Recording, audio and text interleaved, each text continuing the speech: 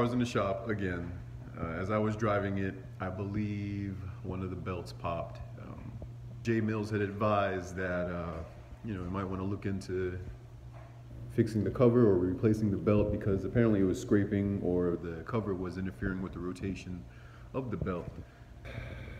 And now there's just an empty space in my garage. But it'll be back. It'll be back soon. Just gotta wait. Let's go ahead and start the show.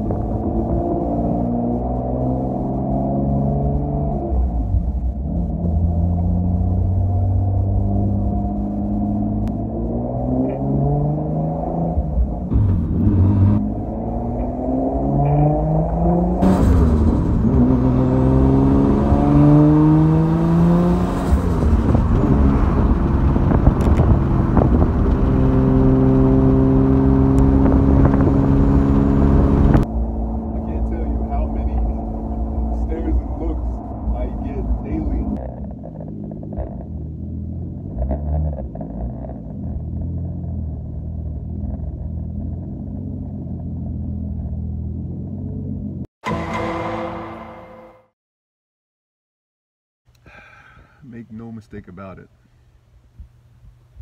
the car is running smoothly, as it should be. For starters, apologies for releasing that second video for that two-parter that I mentioned earlier. Copyright claim happened, and I'm not sure which part of the video. I've been racking my brain and messing with YouTube trying to figure out which part was copywritten. Used a bit of music, like not even a full minute, like maybe 30 seconds. Maybe that's too long, but the YouTube business is tricky. I'm finding out real quick. So yeah, I will work on re-releasing that and cleaning it up as to what I used and try not to use that again, and push out it again soon. However, the car runs exceptionally well. Everything is good to go. I even got another shift knob. I need to work on this, but the Mishimoto, I figured I would get something that matches the vehicle and the brand as to what's already installed on the car. Got the windows tinted. I wanted to stay within legal limit, just to, the car is already attracts enough attention as it is. So it's the legal limit, which I believe is what, 35% for North Carolina, all the way around. I was not able to do the back window.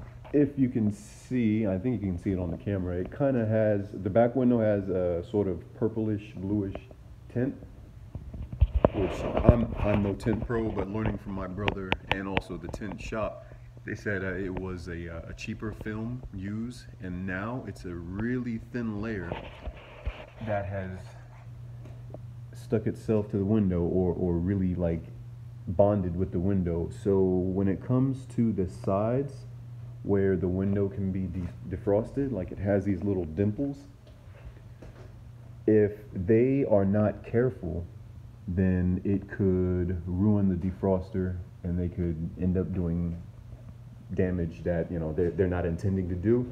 So I'm gonna go back another time because the car is gonna have to be there longer to do that project, and they're gonna have to take their time.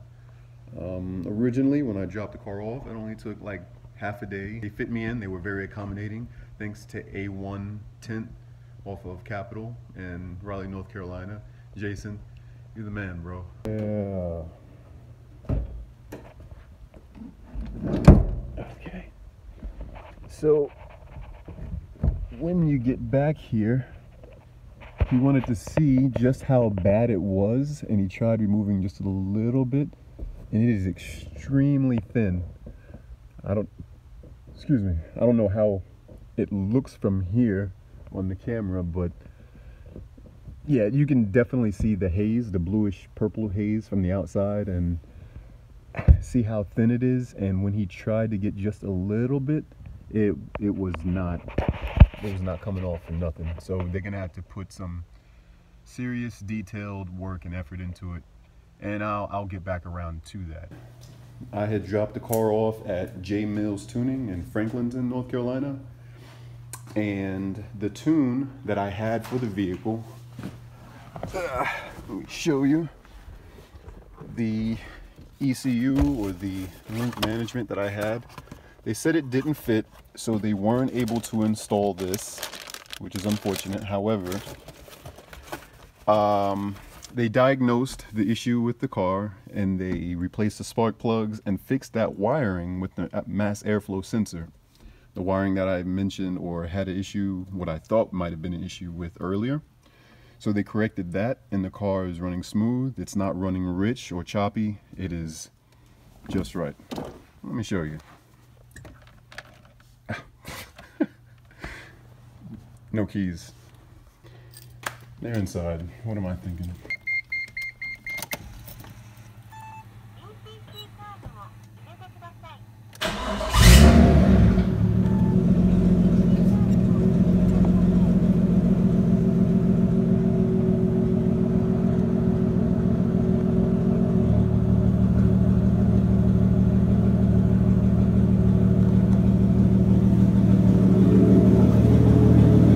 Compared to before,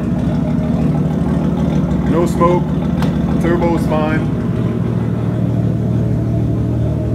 smooth. But one thing I gotta get is the tachometer looked into. I haven't forgotten about you to let you hear the sound of that boost, because once it hits, I'm trying that. But yeah, once the boost hits, this thing, it sounds amazing.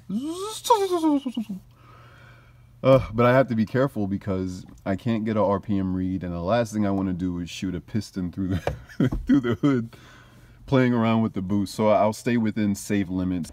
So before I take you out on a drive, which might be the next day, please don't be upset.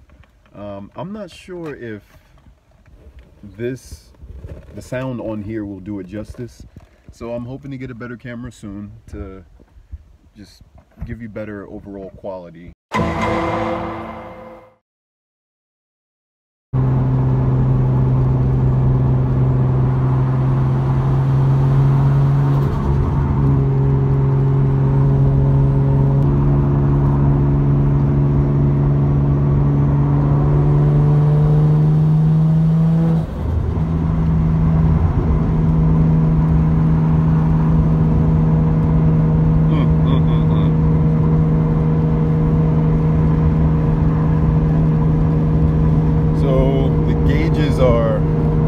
Nice, not exactly, as I said before, not exactly practical or where I would place them, but I think all of them except for that last one read correctly, or at least read in general, because they would key up sometimes and sometimes they wouldn't.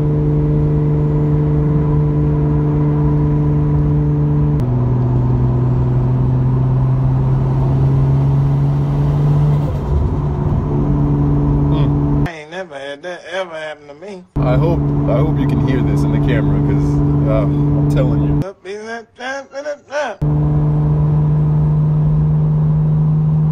way it spools, man.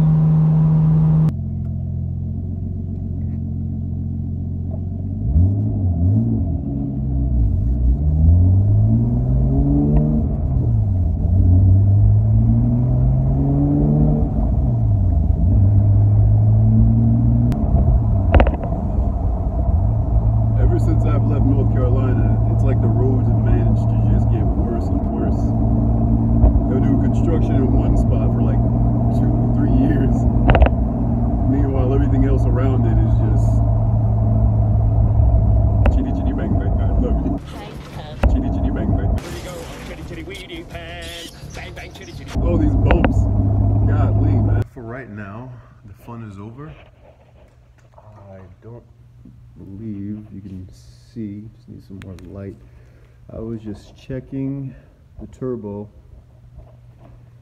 because I've noticed some smoking, and I was burning oil, and I saw where it was coming from.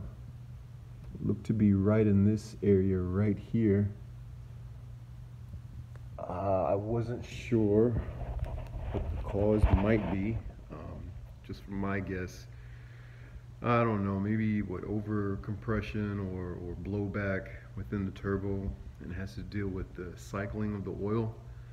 I'm not the best with this diagnosis, but just from what I've known and what I've kind of did some research on. But one of the braided lines right here, where the light is again, where the source of the oil flow is coming from or going to, it was loose. So I simply tightened it back, cleaned up the oil. Maybe that's part of the issue, but turbo's still spinning. It's in good condition, no smoking, other than that little oil leak of, burning the oil while the engine's idling or running. But other than that, everything seems to be in order. And just for further deep dive, I messed with the turbine just a little bit, and there's a very, very tiny bit of play. Meaning, if you touch it, well, got the light here. If you touch the center, if you're able to move it left or right, push it back and forth, which you can't really fully do while it's fully together. But if it moves in any way, then you have that's considered play. For example,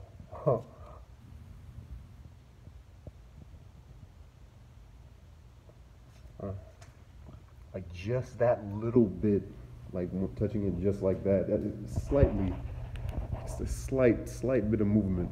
I don't think that's anything major to worry about, but yeah. So I'll take it out tomorrow and see if any more oil is dripping or leaking or coming out in any way. More than likely, sooner or later, I think I'll have to consult somebody on this. I think I'll have to do some sort of compression test on the turbo just to make sure everything is in tip-top shape. First time driving it this weekend, and it was awesome. It was fucking mint. It's got something else to address now.